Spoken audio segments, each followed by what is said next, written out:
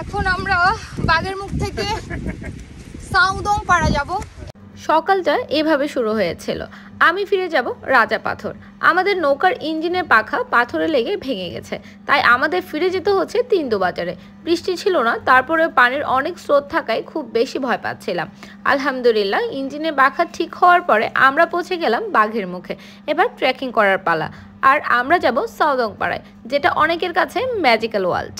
এই দাদা আছে আজকে আমাদের সাথে, বেশি না 2 ঘন্টার মতো ট্রেকিং রেস্ট সহ।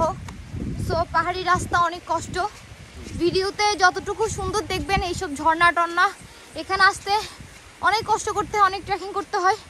সো ভিডিও করতে অনেক কষ্টসাধ্য হয়ে যায়। পরে দেখা হবে, বাই। এই ঝিরিপথ সন্ধ্যা হওয়ার আগে শেষ করার ট্রাই করবেন। ঝিরিপথ শেষ হওয়ার পর পুরোটা খাড়া পাহাড়, কোথাও যে বসে একটু বিশ্রাম নেব সেটা সুযোগ হয়নি। গুটি গুটি বৃষ্টিতে পুরো পথ ভেজা আর জঙ্গল ছিল, জোক আর সাপ তো আছেই।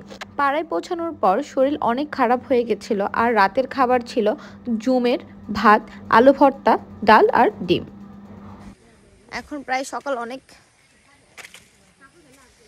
পাহাড়টা অনেক সুন্দর। পাহাড়ের পাশে দেখেন, ওই পিছনে দেখেন, পাহাড়ের পিছনে পুরা হচ্ছে পাহাড় দেখা যাচ্ছে। কিছুক্ষণ আগে ওখানে মেঘের খেলা চলতেছিল, জোস। আর আমরা ছিলাম হচ্ছে রাতে এই ঘরে।